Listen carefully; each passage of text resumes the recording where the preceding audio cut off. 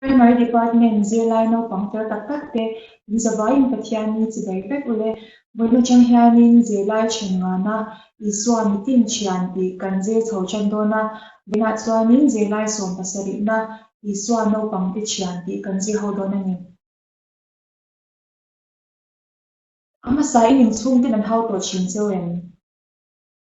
hau to thin ang thiru ani le puitling ten in beng cheng ti in emaw an hnawt bo thin ro cheuin ngawbaw ngai pawh khan kan lo awm tawh mai thei ni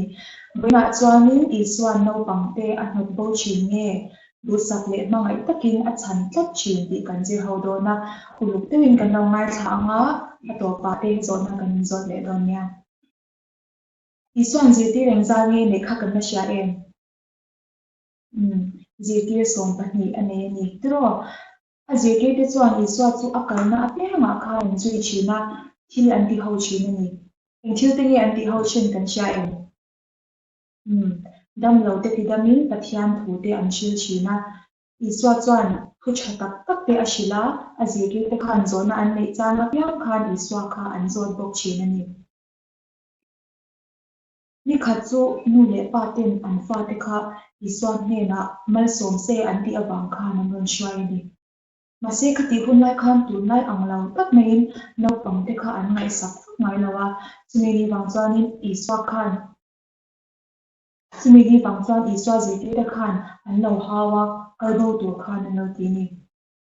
chutia an hnawt kiang lai hmuh chuanin isua khan a lo chhanin ri nen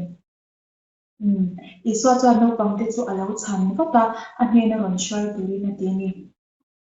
naupang te thian a nih tlet awangin a zirtir te kha a hau ret ve ta thunga an hnenah chuan naupang te ka hnenah han kal ti ula hmarsu u pathian ram chu hetiang mi te ta an si a ti deuh mai ni chung khat pawh zirtir te chuan isua hnenah khan van lamah hian tumi ro pui berang ani ti khan an zawt ani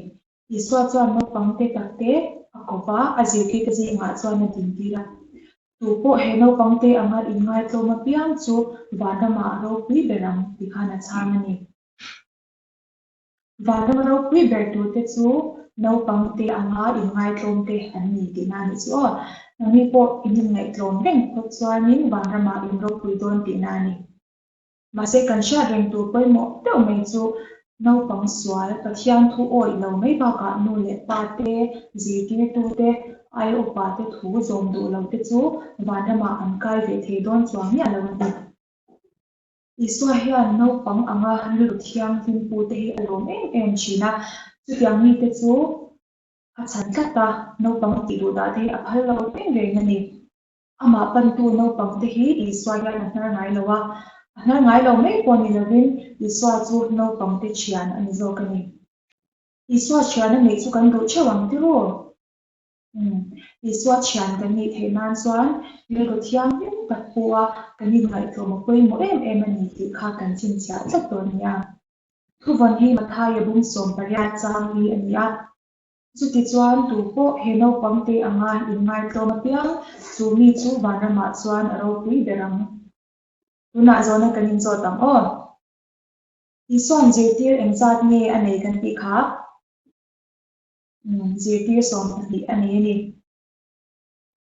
ani leh naupang te kha tur te nge lo hau kha isua zirtir te khan an lo hau ani tiro ani leh naupang te lo chan tu kha tu nge isua ani ani leh tu te nge van lamah ro pui berang naupang te anga in ngai tlawm a piang te kha van lamah an ro pui ber dawn ani khati zawng kha voina tana kan zirlai zir theih te chu ani a pathian ni leh lamah dam takin zirlai thar nen kan in hmu leh theuh dawn nia